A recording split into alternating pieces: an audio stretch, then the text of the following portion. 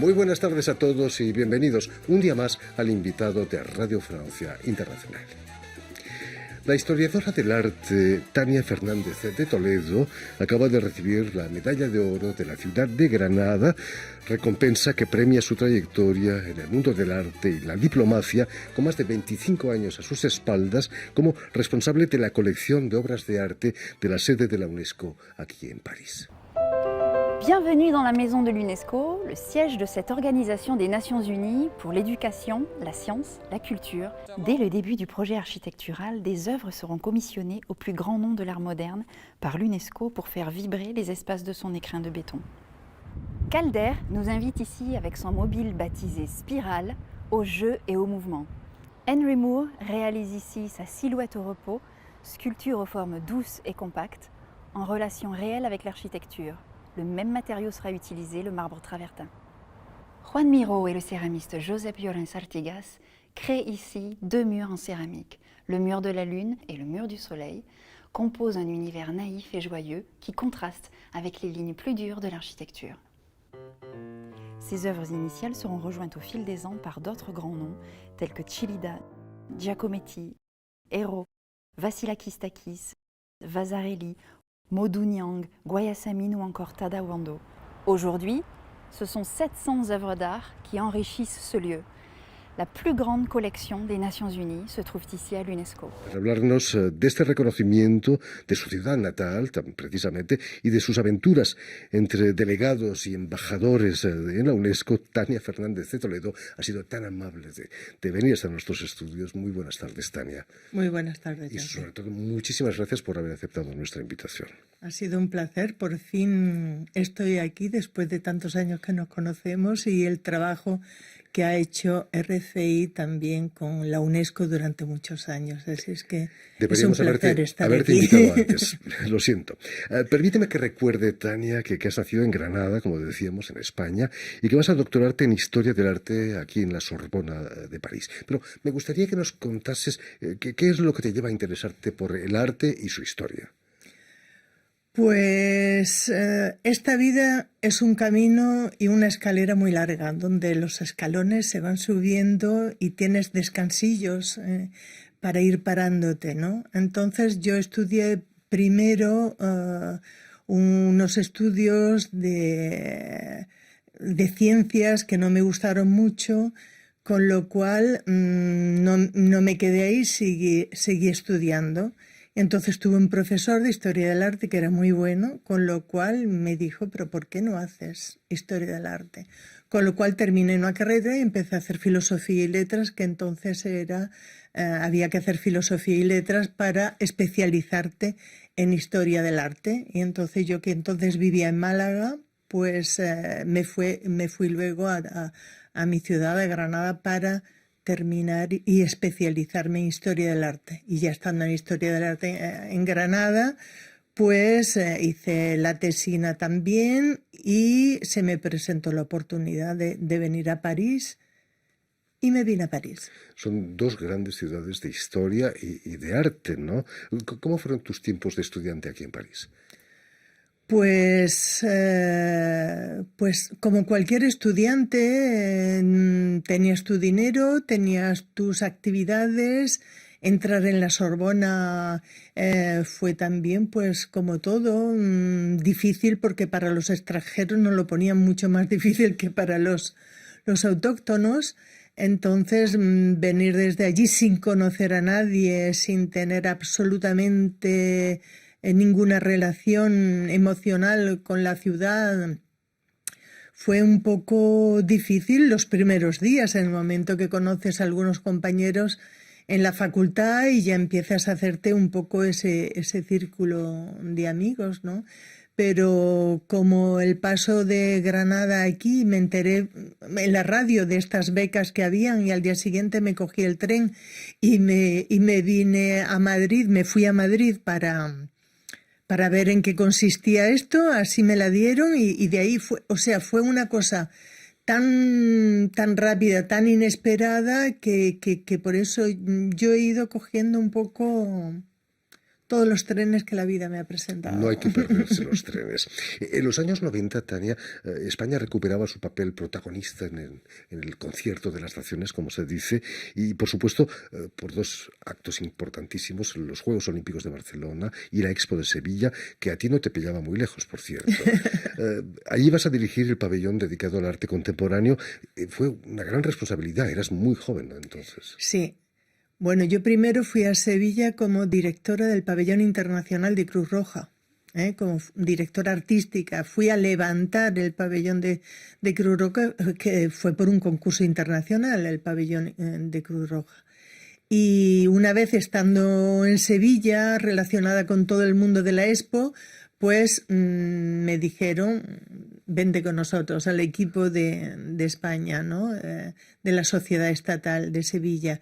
Y me dieron la responsabilidad de realizar lo que iba a ser el último pabellón de la Sociedad Estatal, es decir, un pabellón que Jacinto Pellón quiso que fuera dedicado al arte contemporáneo, que era como lo que le faltaba a Expo 92. Había otro tipo de artes, del pabellón de los descubrimientos, la Cartuja con 1492, pero quería que se planteara un poco lo que se estaba moviendo en el arte contemporáneo y me ficharon entonces para mí, con lo cual también fue algo súper maravilloso de que me dieran esa oportunidad y que yo di también el máximo de mí misma. Es cierto que lo visitaron 6 millones de personas. Sí. Teníamos un contador en la puerta, o sea, que no son cifras ficticias, igual que salía casi todos los días un termómetro publicado en los periódicos con las afluencias de los pabellones y con lo que se hacía, y nosotros el pabellón de artes estaba siempre en el punto máximo, porque era un pabellón donde tenías que ir continuamente a visitarlo, puesto que los países...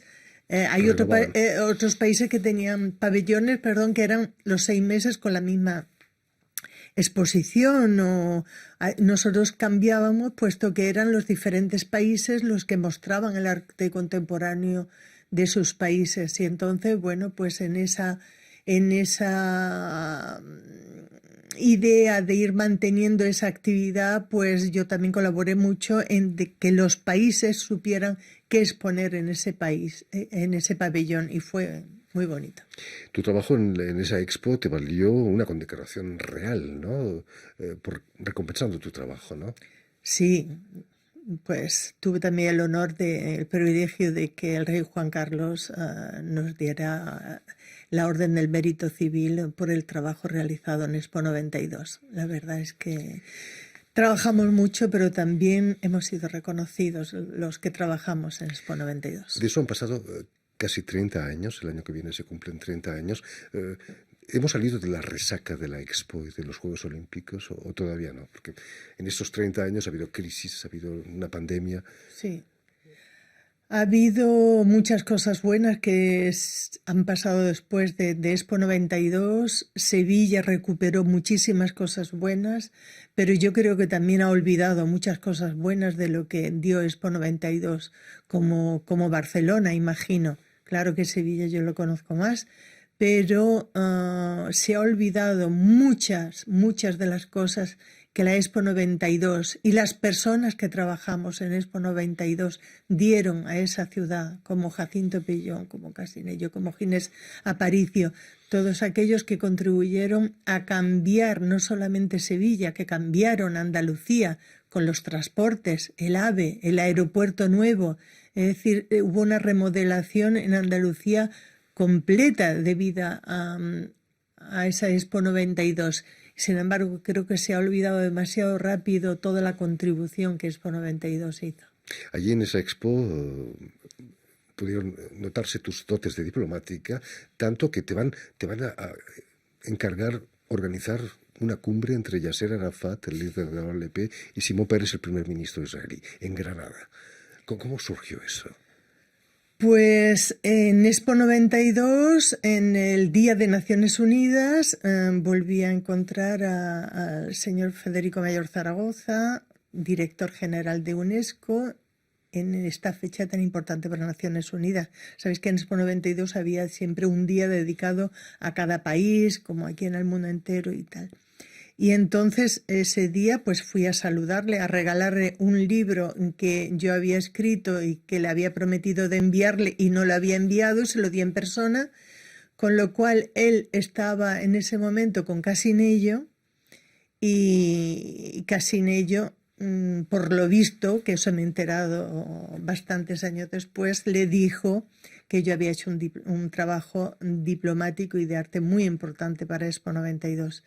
Entonces, un poco más tarde, una vez terminada Expo y ya empezando a hacer otras cosas, Federico Mayor, bueno, mejor, el alcalde de Granada en esos momentos me llamó diciendo que Federico Mayor le había llamado para que yo organizara un encuentro en Granada con Arafat y Simón Pérez para hacer un encuentro de paz.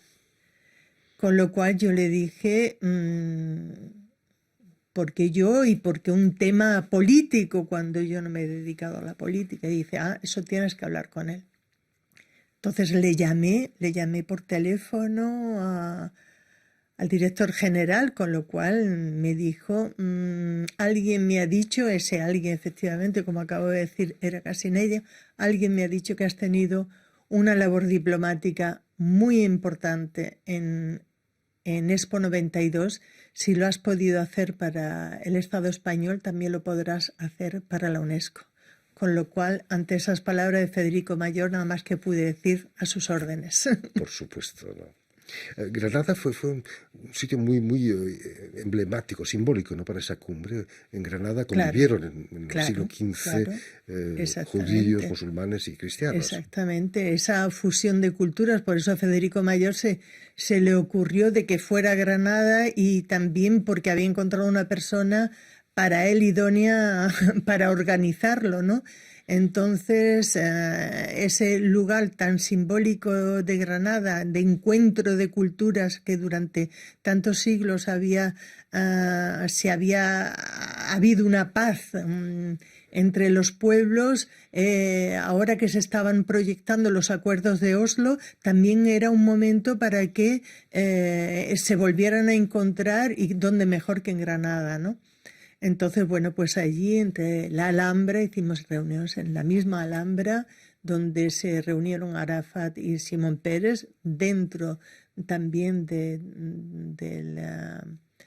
hotel que está allí, del Parador de Turismo, en una habitación que bien conoces. Sí. Pues allí fue donde ellos, a solas, tête à tête, tuvieron sus horas de encuentro y que no terminaban, y estábamos todos esperando, pero eso fue una espera buenísima, porque cuanto más tiempo estaban juntos y hablando, más cosas podían acordarse. Lo que fue un acto maravilloso para la UNESCO, poder dar esa imagen de paz, de cultura de paz al mundo entero a través de la UNESCO y a través de estos acuerdos.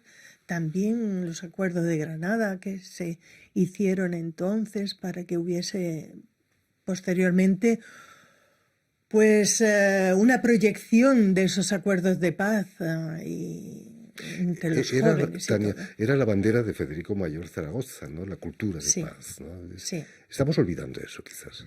Estamos olvidando muchas banderas de Federico Mayor, y no es que... Es que sí, como antes he dicho, en Expo 92 se han olvidado a muchas personas que hicieron muchas cosas en Expo 92, que se abrieron muchas puertas a la historia contemporánea, podemos decir, de nuestra España.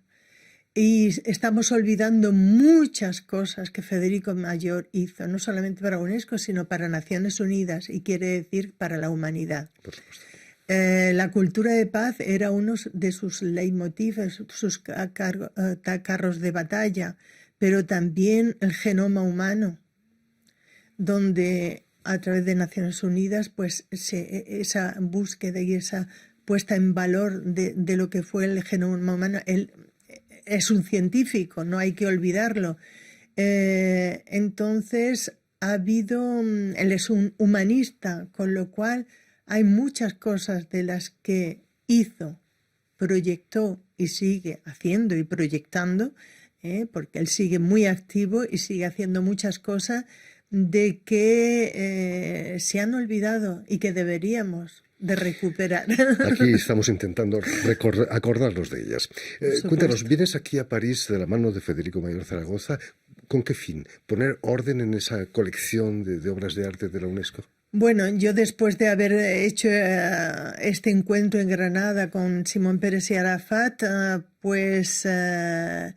como fue a Granada mucha gente de aquí de París, del mundo entero, para estar allí en este encuentro, Federico Mayor, el director general, me dijo: no solamente yo quiero que vengas a París, sino todos los que me rodean, todos los que están aquí quieren que vengas a París.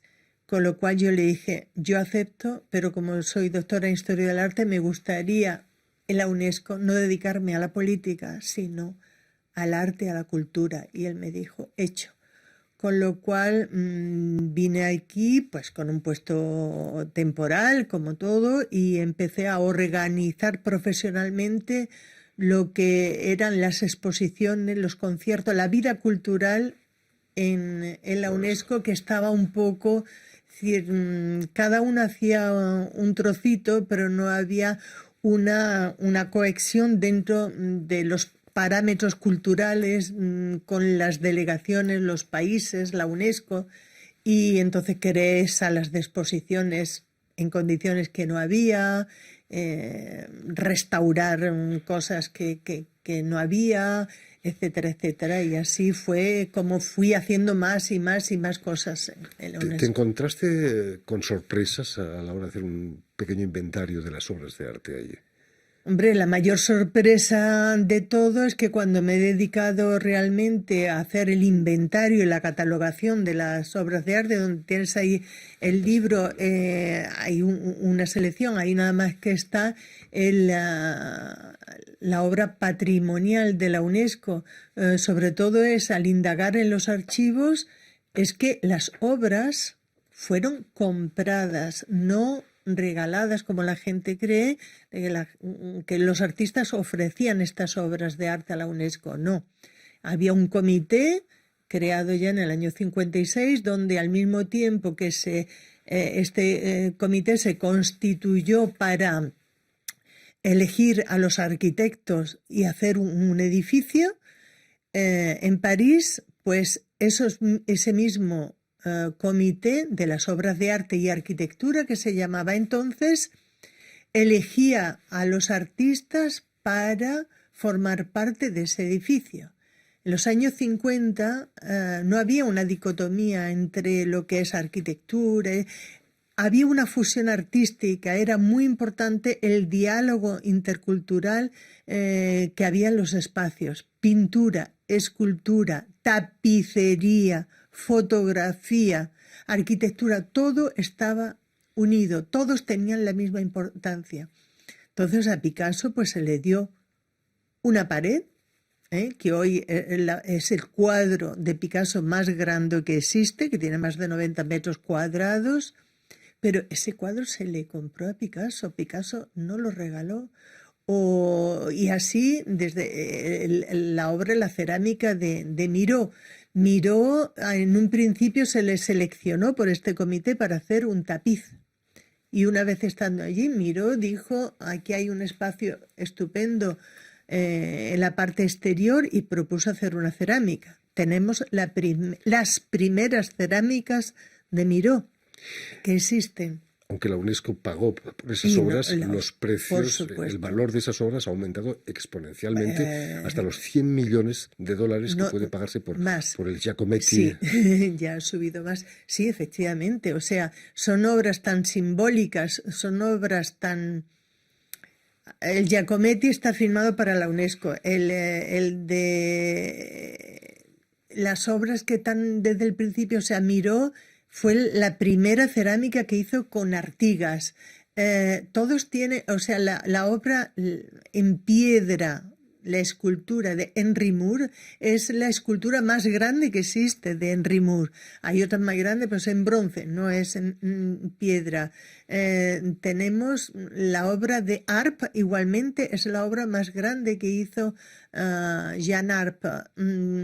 Tenemos una colección súper maravillosa, muy desconocida, por eso espero que el libro dé un poco más a conocer, que todo está en París, en el Septième, en el mismo centro de París, y que la obra de la UNESCO es la gran desconocida. El jardín que antes hablábamos, Noguchi, pues también el primer jardín de arquitectura que habíamos hecho.